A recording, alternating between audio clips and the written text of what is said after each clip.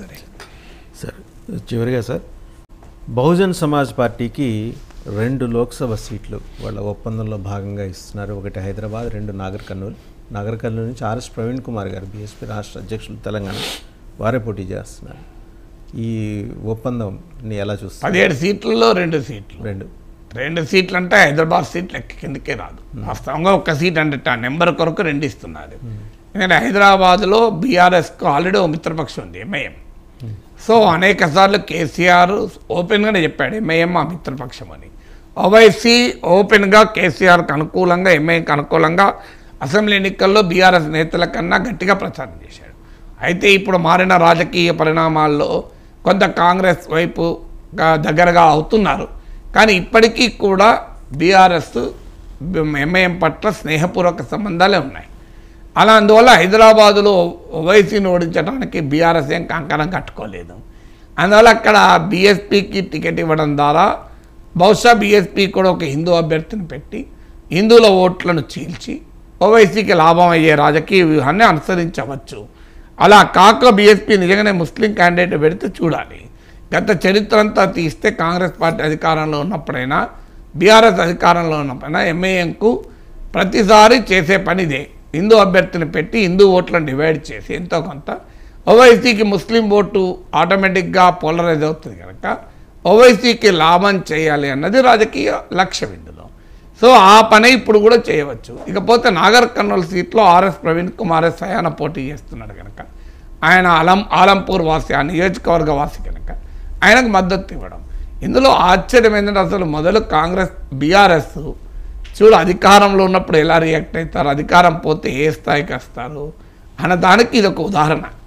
అధికారంలో ఉన్నప్పుడు మునుగోడు ఉప ఎన్నిక సందర్భంగా వామపక్షాల అవసరం వచ్చి వామపక్షాలను మెచ్చుకొని పొగిడి వాళ్ళ ఆఫీసులకు నాయకులను పంపి మద్దతు తీసుకొని 10,000 మేరతో గెలిచారు. వామపక్షాల మద్దతే లేకపోతే మునుగోడులో బీఆర్ఎస్ గెలిచే అవకాశమే లేదు. సో అందువల్ల ఆ తర్వాత ఫలితాలు, ముందు ఫలితాలు మనకు ఉదాహరణ. అందులో దుబ్బాక హుజురాబాద్ ఫలితంకు ఉదాహరణ, అసెంబ్లీ ఎన్నికలకు ఉదాహరణ.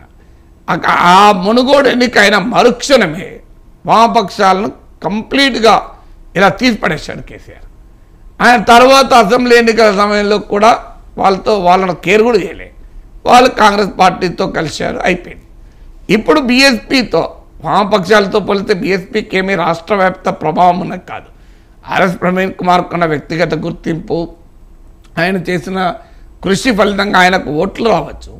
కానీ రాష్ట్రమంతా బలమైన కార్యకర్తలు, శ్రేణులు ఉన్న పార్టీ ఏం కాదు. ఇప్పుడు బీఎస్పీ కోసం దిగి వచ్చి బీఎస్పీతో పొత్తు కాదు, వాళ్ళకు 2 ఎంపీ సీట్లు ఇస్తాం, 2 ఎమ్మెల్యే సీట్లు వామపక్షాలకు ఇవ్వడానికి అంగీకరించిన బీఆర్ఎస్ ఇవాళ 2 ఎంపీ సీట్లు బీఎస్పీకి ఇస్తాం. బహుశా వామపక్షాలతో పొత్తు కంటిన్యూ అయ్యి ఉంటే వాళ్ళకు ఇద్దరు కలిసి 5-6 చేసుకోండి అనేవాడేమో.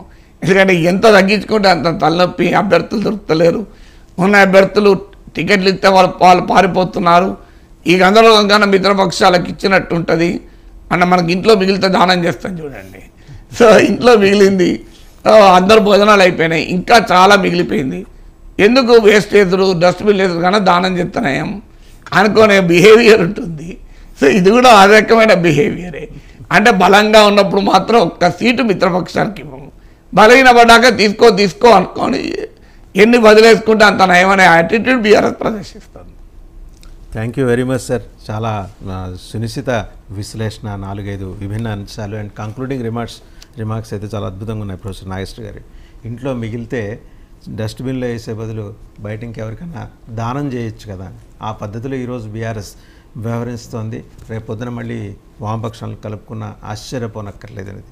Thank you very much. వామపక్షాలను కలుపుకుంటే ఆశ్చర్యం నేను అనలేదు, అది అవకాశం కూడా లేదు. వామపక్షాలు బీఆర్ఎస్తో కలవటానికి రెడీగా లేవు కదా, వాళ్ళు కాంగ్రెస్తో మైత్రులు ఉన్నాయి కదా, ఆ ఇంటర్ప్రిటేషన్ నేను చేయలేదు. మరే ఇతర పార్టీలు ఒకవేళ కలిసి వచ్చినా సరే